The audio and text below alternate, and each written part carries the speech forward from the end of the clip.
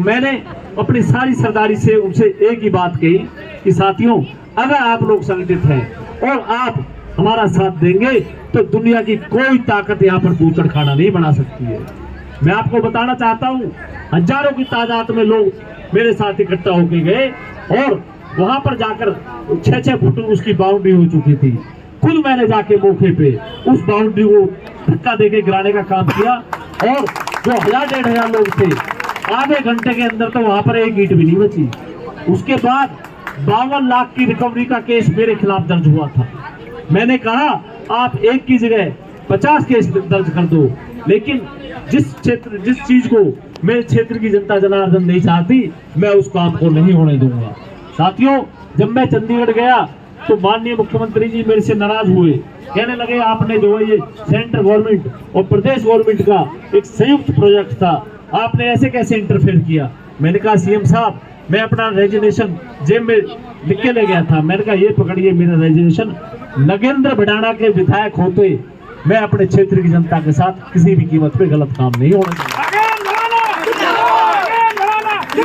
इस बात को सुन के माननीय मुख्यमंत्री जी बहुत खुश हुए, अपनी कुर्सी से खड़े होकर मेरी पीठ थपथपाई और कहा कि मुझे ऐसे जनप्रतिनिधि चाहिए।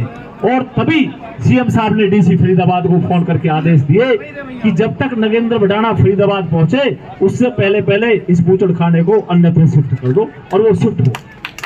तो मैं अपने 55 सेक्टर की सरदारी, सेक्टर 56 की सरदारी, रोची, जीवन नगर, प्रतापगढ़, राजीव कॉलोनी के सभी सरदारी को ये विश्वास और भरोसा दिलाता हूँ। साथियों, 12 दिन का समय रह गया। आप अपने भाई, अपने बच्चे को विधानसभा में भेजने का काम करें। ये जो आपका कबाड़ खाना, ये जो आपके सेक्टर 56 के साथ ये जो डंपिंग यार्ड यहाँ पे जो बनाया गया है, आप इधर हम विधानसभा में शपथ लेंगे और इधर ये आपका जो डंपिंग यार्ड है ये 9-2-11 हो जाएगा। लेकिन मुझे आपके सहयोग की जरूरत पड़ेगी। लोकतंत्र के अंदर जनता के सहयोग के बिना कोई भी कार्य नहीं हो सकता है। तो मैं आपसे यही गुजारिश करने आया हूँ कि मैंने राष्ट्रहित में, जब मैं विधायक था, राष्ट्रहित में मैंने भारतीय जनता पार्टी के लिए हम भी चाहते थे कि हम अपने प्रधानमंत्री श्री नरेंद्र मोदी जी के हाथों को मजबूत करें। मैंने अपनी विधानसभा सदस्यता को दांव पे लगा के, अपनी जान को जोखिम में डाल के भाजपा को, सुभाष चंद्र जी को ओपन वोट किया था और हमारी वोट से वो मेंबर पार्लियामेंट बने थे राज्यसभा में। इसी तरह जब 2019 का लोकसभा चुनाव हुआ तो उसमें राष्ट्रहित को ध्यान में रखते हुए हमने भारतीय जनता पार्टी के लिए दिन रात एक किया, मेहनत की। इसी तरह साथियों, 2024 का चुनाव आया तो 2024 का जब चुनाव आया तो हमारी मंत्री जी से कुछ बातों को लेकर नाराजगी थी। नाराजगी किसकी थी कि हमारे जो एनआईटी विधानसभा क्षेत्र है, मेरे जब विधानसभा कार्यकाल में भी स्मार्ट सिटी का 1 रुपया भी हमारी एनआईटी विधानसभा में नहीं लगा था, और जो पिछले 5 साल गए हैं इसमें भी 1 रुपया स्मार्ट सिटी का या दूसरा कोई भी सेंट्रल गवर्नमेंट का प्रोजेक्ट या मंत्री जी की तरफ से कोई भी प्रोजेक्ट एनआईटी विधानसभा के लिए वो लेके नहीं आए। इस बात को लेके मेरी उनसे नाराजगी थी। वो मेरे घर पे आए, मैंने कहा मंत्री जी, आप 10 साल के कार्यकाल में हमारे एनआईटी विधानसभा के लिए आपने कोई एक भी काम किया हो तो आप बता दें। उनके पास बताने को कुछ था नहीं। मैंने कहा हम आप पे विश्वास नहीं कर सकते। तब वो हरियाणा के पूर्व यशस्वी मुख्यमंत्री और मेरे राजनीतिक गुरु श्री मनोहर लाल खट्टर जी को लेके आए।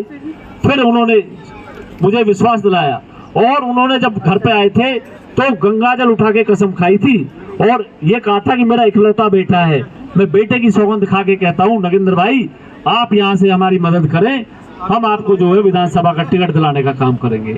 भारतीय जनता पार्टी ने की एक सोच थी कि जो सर्वे के आधार पे जो अव्वल होगा उसको पार्टी की टिकट दी जाएगी, और न केवल एनआईटी विधानसभा क्षेत्र का बच्चा पूरे फरीदाबाद जिले के अंदर सभी जानते हैं, क्योंकि जो सर्वे हुए, चाहे वो संघ का आरएसएस का सर्वे हुआ, चाहे वो भारतीय जनता पार्टी का सर्वे हुआ, चाहे वो निजी चैनलों का सर्वे हुआ, सभी चैनलों में एक बात स्पष्ट थी कि नगेंद्र भड़ाना को बीजेपी की टिकट मिलते ही 50-60 हजार वोट से नगेंद्र भड़ाना जीत रहा है।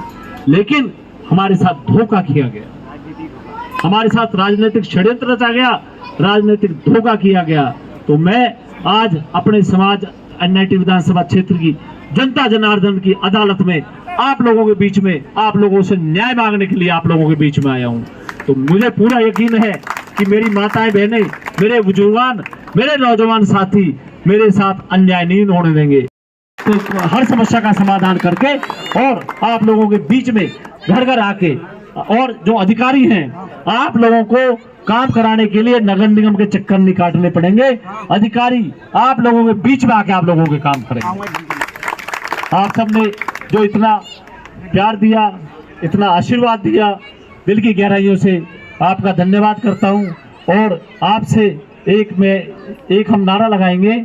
मैं कहूँगा बटन दबाओ शान से, आप लोग कहना चश्मे के निशान पे।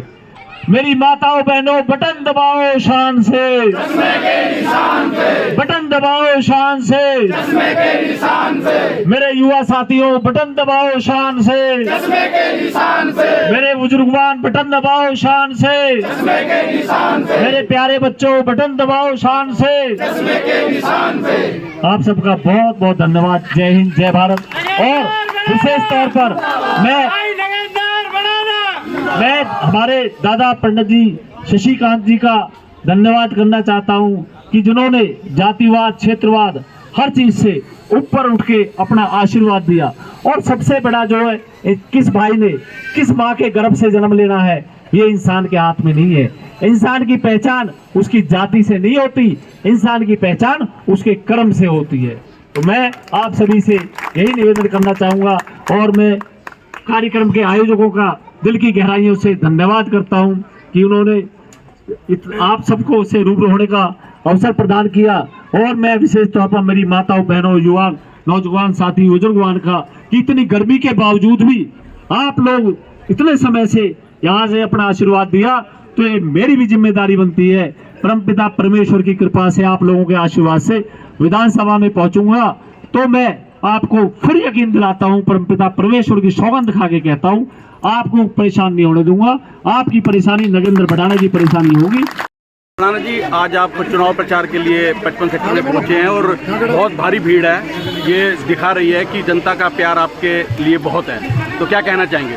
सेक्टर 55 की पावन धरा पर आज हम लोग आए हुए हैं और यहाँ पर मेरे परिवार का, NIT विधानसभा क्षेत्र की देवतुल्य जनता जनार्दन का जो असीम प्यार, स्नेह और जो आशीर्वाद मिला है, उसके लिए मेरे पास धन्यवाद करने के लिए शब्द नहीं है। मैं तो परमपिता परमेश्वर से, प्रभु से, अल्लाह ताला से, वाहिगुरु जी से यही दुआ करता हूँ, हे परमपिता परमेश्वर हमें इतनी शक्ति दे कि समाज जिस विश्वास और उम्मीद की किरण से हमारी तरफ देख रहा है, अपना आशीर्वाद दे रहा है, हमें प्रभु इतनी ताकत दे कि हम समाज की विश्वास की कसौटी पे खरा उतर सकें, अपने NIT विधानसभा क्षेत्र का सर्वांगीण विकास करा सकें और जो यहाँ की समस्याएं हैं उनको समाधान। विधायक जी, पिछले 5 साल में जनता यहाँ नार की जीवन जी रही है, जबकि 2014 में जब आप आए थे आपने बहुत काम अपने जिस लेवल पे होते थे कराने, तो आप क्या कहना चाहेंगे? आज NIT विधानसभा क्षेत्र की जवाहर कॉलोनी, संजय कॉलोनी, पर्वतीय कॉलोनी, कई जगह तो सेक्टर्स के अंदर भी इतने बुरे हालात हैं कि एक आम आदमी जो है वो पैदल भी नहीं निकल सकता। कई गलियों में तो सीवरेज ओवरफ्लो हो रहे हैं, बदबू हो रही है, गंदगी मार रही है, जगह जगह जो है इसके गंदगी के ढेर लगे हुए हैं। बहुत ही नरकी जीवन जीने के लिए लोग परेशान हैं, क्योंकि यहाँ से जो विधायक है उस विधायक ने केवल और केवल फेसबुक, व्हाट्सएप की राजनीति करी।